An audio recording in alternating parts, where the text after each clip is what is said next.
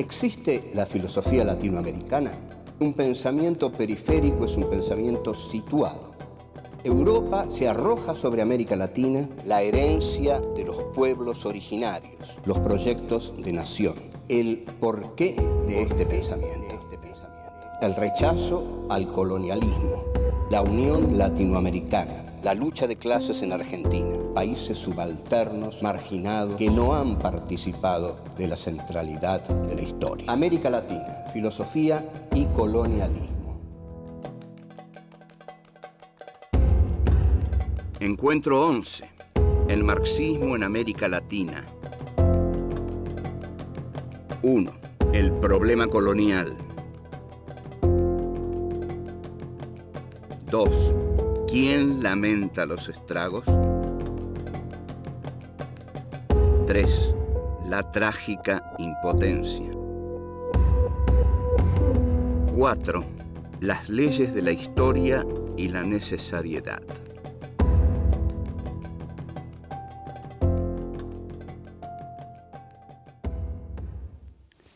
Este es nuestro encuentro número 11 y este encuentro número 11 de Filosofía Aquí y Ahora 4 y en el que vamos a tratar el marxismo en América Latina, para lo cual vamos a hacer un análisis del pensamiento de Marx acerca del problema colonial.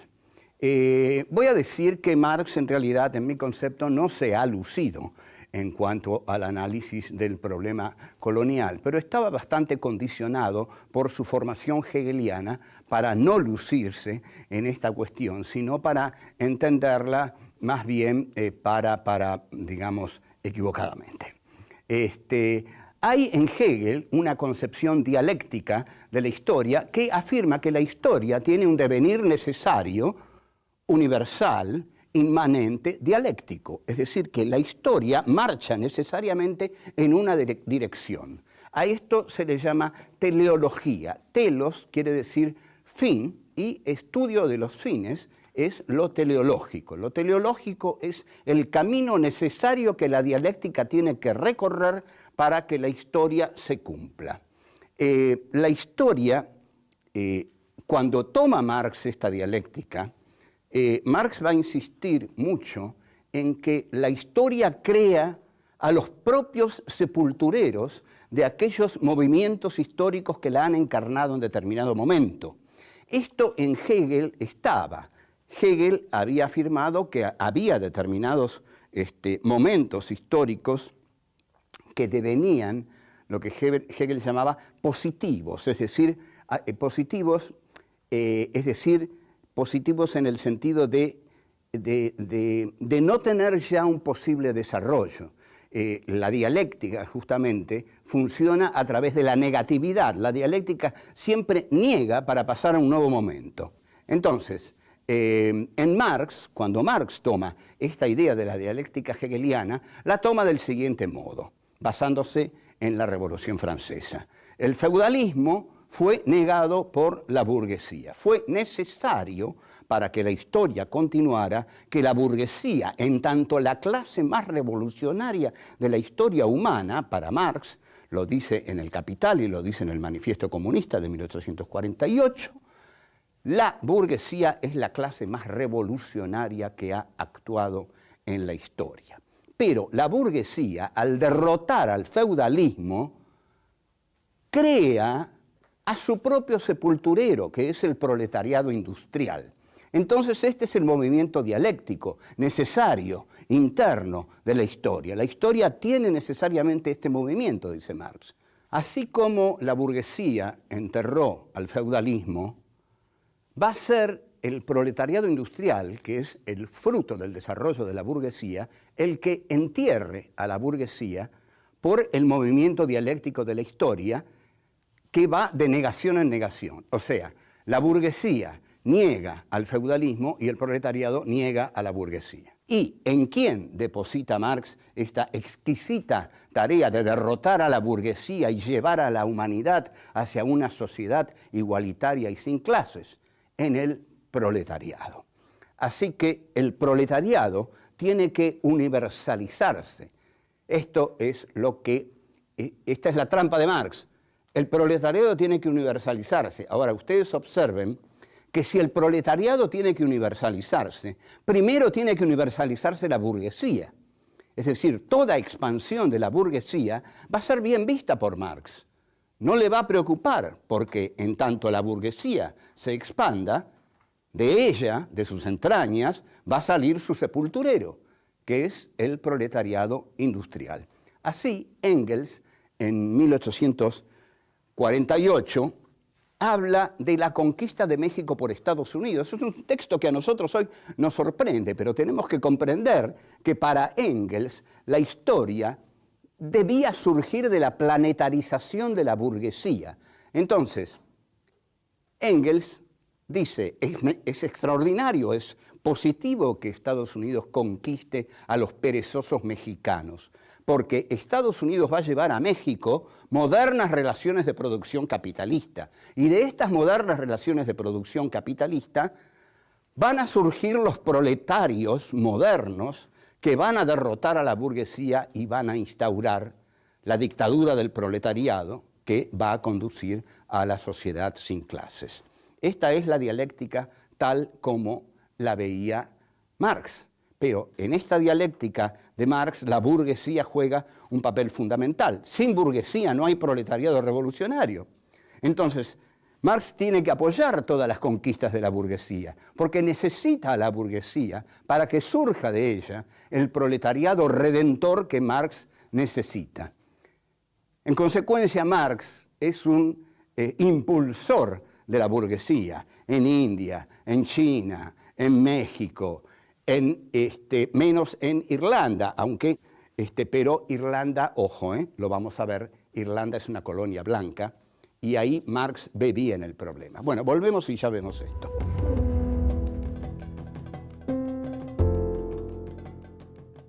Es tan fuerte el pensamiento dialéctico de Marx que justifica hasta los horrores del progreso. Y ojo, el pensamiento colonial de Marx forma un corpus muy importante en su pensamiento. No son 2 o 3 artículos sueltos.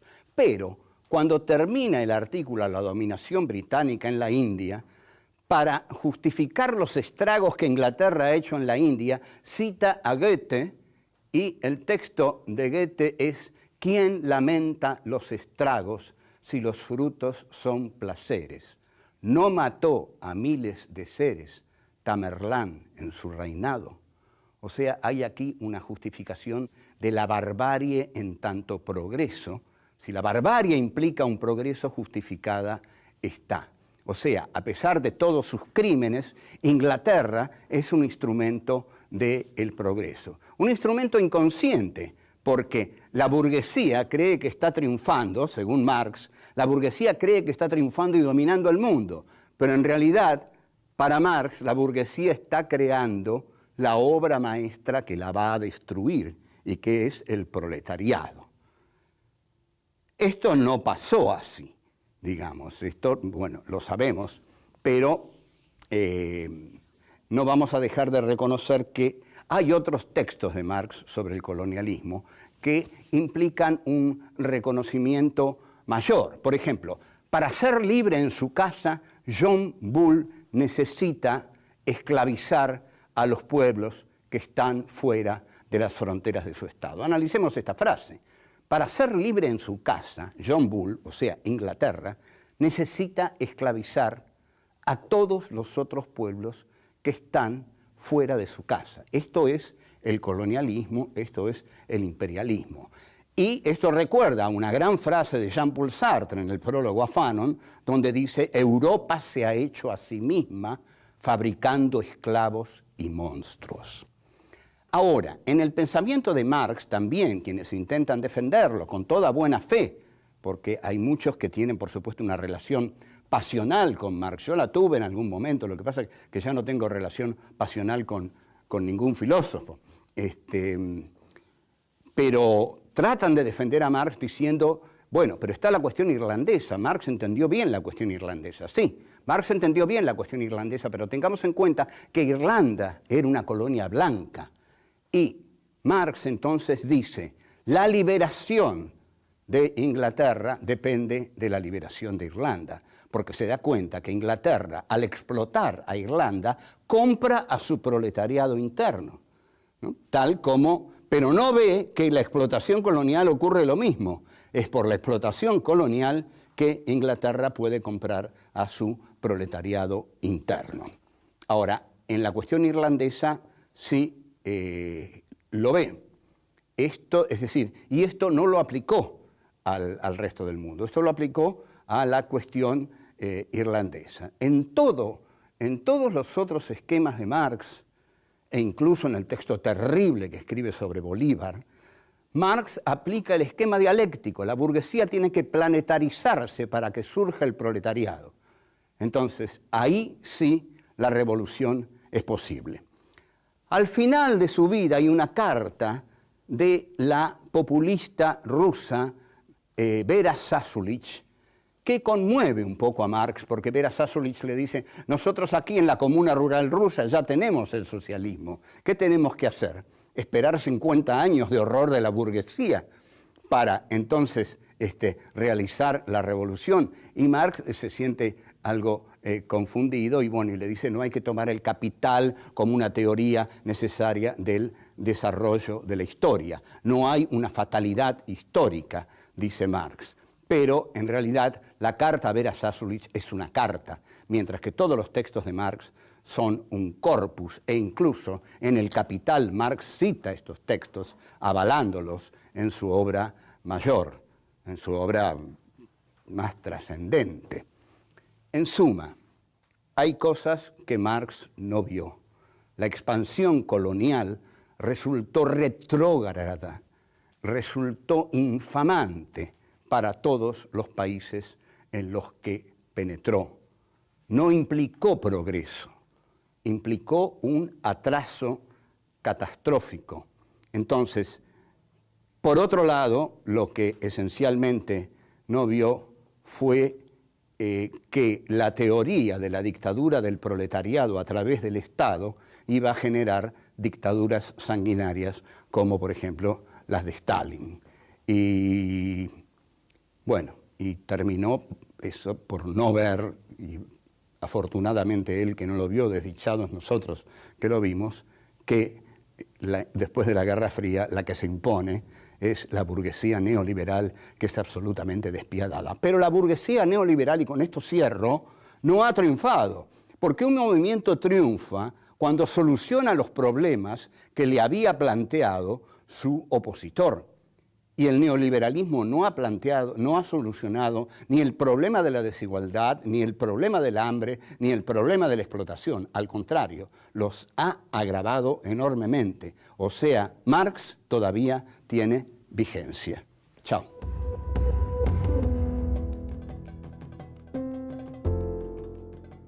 Contrariamente a José Carlos Mariátegui, de quien habíamos rescatado el nacionalismo, por supuesto, peruano, que late en las páginas de su libro Los 7 ensayos, los marxistas argentinos trasladan mecánicamente los esquemas de Marx, sobre todo los del Manifiesto Comunista, y bueno, y algunos otros, no tanto los del Capital, porque bueno, les costaba más leer el Capital, pero bueno, sí, algunos han leído el Capital, pero quien más inteligente ha sido, y que sin duda no le niego que haya leído el Capital, es en trasladar estos esquemas de Marx, fue Milcíades Peña, en una serie de libros que son muy valiosos, porque por algo uno ha polemizado con ellos, pero en Peña se da la perfecta traslación del pensamiento de Marx a la realidad argentina del siglo XIX. Esto se puede ver en un libro como La Era de Mitre, un muy buen libro de Milcíades Peña, uno esté o no de acuerdo, y donde Milcíades Peña dice que la única opción que tenía la Argentina era atraso con apoyo popular o progreso con oligarquía e imperialismo.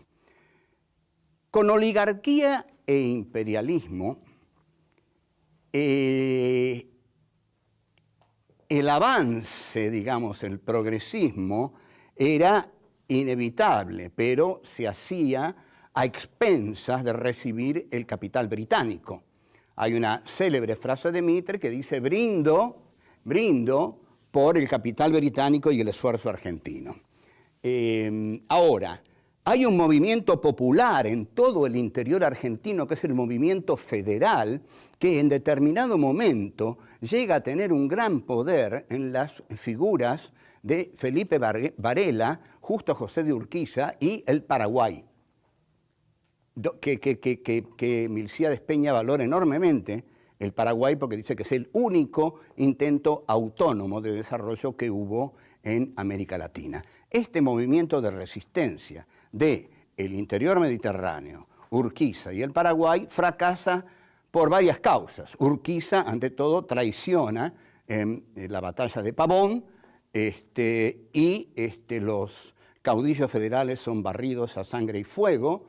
Luego de esa batalla de Pavón, en una guerra de policía que Mitre declara a las provincias, y la oligarquía argentina se entrega así a la vida fácil de entregarle el trigo y las vacas al capital británico. O sea que esta oligarquía no le entrega al país ningún futuro, porque ya lo hemos dicho otras veces y lo vamos a decir ahora: un país tiene futuro cuando crea un mercado interno y una industria para ese mercado interno.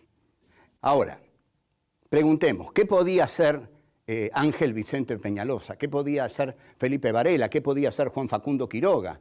Bueno, podían hacer muchas cosas. El interior, pocos países de América Latina tuvieron una riqueza en el interior.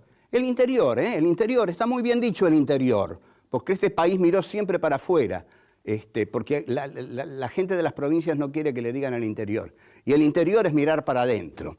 Entonces, lo que hace la oligarquía de Buenos Aires es arrasar con toda la política que le oponían los caudillos federales. Y fue un movimiento tremendamente sanguinario, con 2.000 gauchos asesinados, al frente de asesinos como Ambrosio Sandes, Irrazábal, etcétera, etcétera. Y bueno, esto fue así. Milcíades Peña lo que postula es que la derrota de las montoneras federales era inevitable, y lo postula porque está siguiendo los esquemas de Marx. Lo que ocurre es que el error de Milcíades Peña es el de creer que la burguesía de Buenos Aires era la burguesía en la que Marx pensaba. Pero Marx pensaba en otro tipo de burguesía, en una burguesía dinámica, creadora, industrial, que iba a generar proletarios. La burguesía argentina no generó nada, vivió de la abundancia fácil. Entonces, Milcíades Peña va a decir: hay una trágica impotencia de las montoneras. Aunque Felipe Varela se hubiera instalado en el fuerte de Buenos Aires, no hubiera podido hacer otra cosa más que la que hizo Mitre. Su derrota a manos de la oligarquía era inevitable. No hay nada inevitable en la historia, pero digamos que Milcíades, aferrado a la necesariedad dialéctica de Marx, cree, aunque lo odia a Mitre y lo detesta, pero sin embargo cree y lo justifica, y dice que Mitre es la necesariedad histórica porque implica la relación de la burguesía argentina con el Imperio Británico. Entonces, este factor capitalista para Peña va a ser progresivo, mucho más progresivo de lo que pudieran imponer las montoneras del interior. Tampoco piensa en una posible conciliación entre el interior y Buenos Aires que hubiera dado otro país. Pero, sin embargo, Marx, habrá pensado Peña, habría aplaudido el arrasamiento de la barbarie gaucha a manos de la civilización de la élite cultural de Buenos Aires. No olvidemos que importan los estragos y los frutos son placeres. No mató a miles de seres Tamerlán en su reinado. No mató a miles de seres el general Mitre en su reinado, y Domingo Faustino Sarmiento, que en mi defensa dice: ahora verán ustedes al militar, al asesino. Estoy hablando, sin embargo, del gran autor de Facundo.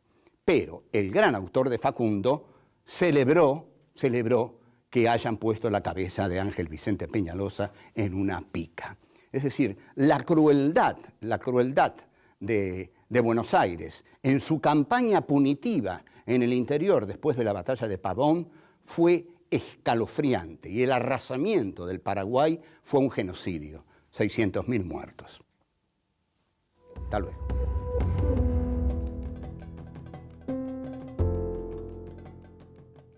Nosotros estamos hablando de Argentina, pero ojo, todo esto es para América Latina. Todo esto ocurrió en América Latina. Las oligarquías nativas eliminaron a todos los elementos de mestizaje y a todos los pueblos originarios para establecer sus relaciones productivas con el Imperio Británico, y así ocurrió.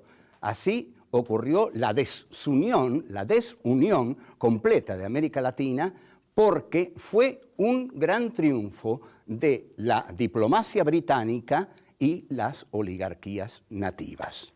Entonces, aquí, en una novela que escribí, que publiqué en 1990, La astucia de la razón, hago un encuentro ficcional entre Karl Marx y Felipe Varela. ¿Cómo es la cosa? Una hora antes de la batalla de Pozo de Vargas, Marx aparece en el campamento de Varela. Bueno, y Varela le dice: don Marx, qué alegría, qué honor tenerlo por aquí. Pero bueno, no crea, dice Marx, porque vengo a decirle que por favor no presente batalla, porque el triunfo de la civilización que representan los Taboada por estar unidos a Buenos Aires es inevitable. Usted, en la batalla que va a dar, don Varela, va a ser derrotado. Y Varela le dice: ¿y por qué voy a ser derrotado? Porque hay leyes de la historia, le dice Marx. Hay leyes de la historia, y las leyes de la historia dicen que ese ejército que usted tiene enfrente, al representar a Buenos Aires, representa el progreso, porque Buenos Aires representa el progreso en este país. Y si nos matan a nosotros, a los gauchos, dice Varela, ¿quiénes van a venir a reemplazarnos, a pelear contra Mitre, por ejemplo? Ah, no, dice Marx. Cuando a ustedes los derroten, la burguesía de Buenos Aires va a instaurar su poder por todo Buenos Aires, y ahí van a surgir los proletarios revolucionarios que van a liquidar a esa burguesía. Ajá, dice Varela, usted va a ver que a sus proletarios revolucionarios le van a decir lo mismo, le van a decir: no peleen, es inútil, no peleen. Bueno, y se dan un abrazo, es muy emotivo el encuentro, y Marx se va, y Varela le dice: ¿cómo, no se queda a ver la batalla? No, dice Marx, ya sé el resultado. Bueno, esto lo que muestra es que había en Marx una concepción determinista en este aspecto. La dialéctica lo traicionó, porque la dialéctica le hizo ver el necesario triunfo histórico de la burguesía. La dialéctica le hizo ver que la burguesía tenía que triunfar en todas partes para que surgiera el proletariado revolucionario que iba a liberar a los hombres en todo el mundo. Para Marx, entonces, Felipe Varela representaba un orden arcaico, un orden precapitalista, mientras que Mitre, al estar aliado a la Europa capitalista, representaba el rostro más progresivo en la República Argentina. De modo que Marx, igual que Milcíades Peña, aunque con dolor, aunque diciendo qué pena cómo mataron a todos los caudillos, cómo fue arrasado el interior, y Peña se conduele más por la situación del Paraguay, pero en el mismo esquema de Marx, ¿no? Cuando dice, bueno, qué pena todo lo que ha hecho Inglaterra en la India, pero igual, qué pena, pero no hay más remedio, porque la historia tiene que avanzar así. Así avanza la dialéctica. Así avanza la dialéctica. Hay una necesariedad. Cuidado, entonces, con las necesariedades en la historia. Walter Benjamin, en sus tesis sobre filosofía de la historia, texto excepcional, hermético pero excepcional, dice: nada perjudicó más a la clase obrera alemana que pensar que nadaba a favor de la corriente. No se nada nunca a favor de la corriente. Al contrario, la corriente hay que hacerla. Eso es lo que hay que hacer. La corriente. No hay corriente, no hay corriente. La corriente tiene que ser construida militantemente por los pueblos de América Latina. Y quizás estamos viendo algo de eso. Ojalá estemos viendo algo de eso. Pero no hay corriente en la historia, nada está determinado, nada está escrito. Lo único que es real es que los pueblos son los que escriben su propia historia y también los enemigos de los pueblos escriben su historia y por eso muchas veces masacran a los pueblos. O sea que la lucha por la libertad de los pueblos es la lucha contra los opresores de los pueblos. Esa lucha no está garantizada, no implica un triunfo ya necesario, sino que siempre tiene que hacerse. Y ahí, mejor que los mártires, son los luchadores. Mejor que los muertos son los vivos. Y son necesarios, entonces, los que quieran vivir para cambiar el mundo. Antes que esa idea de yo quiero dar la vida para cambiar el mundo, guarda. Mejor digamos, yo quiero vivir para cambiar el mundo. Es una óptica nueva, pero creo que mucho más positiva porque exalta el valor de la vida y niega la glorificación de la muerte que tanto daño hizo al menos en este país. Chao.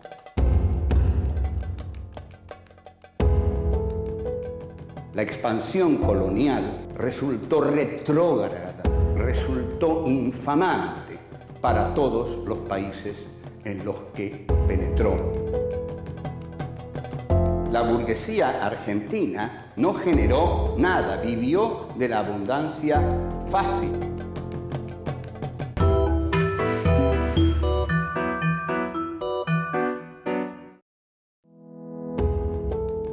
¿Existe la filosofía latinoamericana?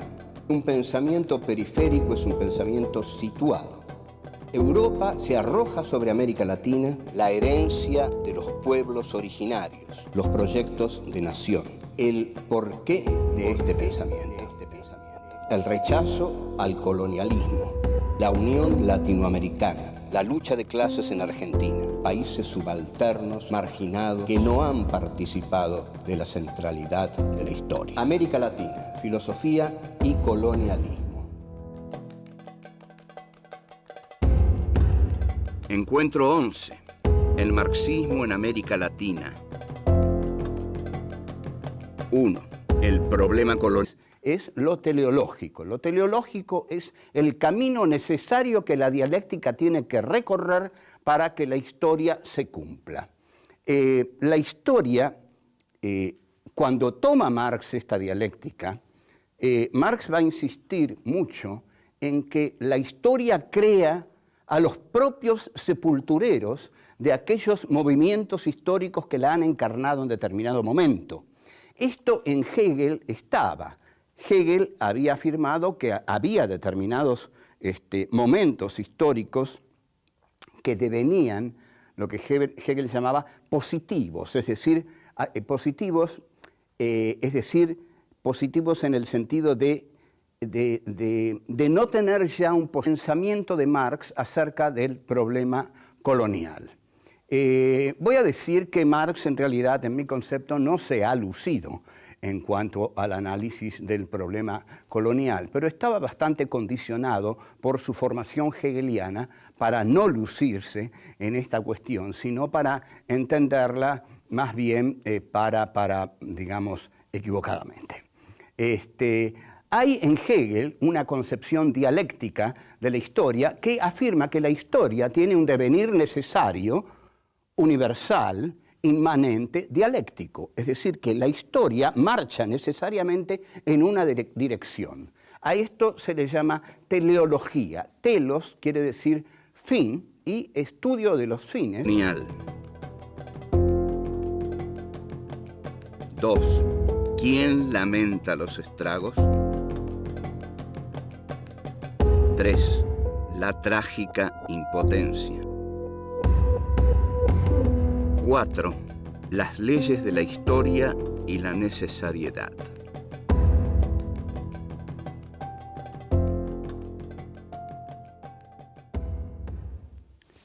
Este es nuestro encuentro número 11 y este encuentro número 11 de Filosofía Aquí y Ahora 4 y en el que vamos a tratar el marxismo en América Latina, para lo cual vamos a hacer un análisis del posible desarrollo. La dialéctica, justamente, funciona a través de la negatividad. La dialéctica siempre niega para pasar a un nuevo momento. Entonces, en Marx, cuando Marx toma esta idea de la dialéctica hegeliana, la toma del siguiente modo, basándose en la Revolución Francesa. El feudalismo fue negado por la burguesía. Fue necesario, para que la historia continuara, que la burguesía, en tanto la clase más revolucionaria de la historia humana, para Marx, lo dice en El Capital y lo dice en el Manifiesto Comunista de 1848, la burguesía es la clase más revolucionaria que ha actuado en la historia. Pero la burguesía, al derrotar al feudalismo,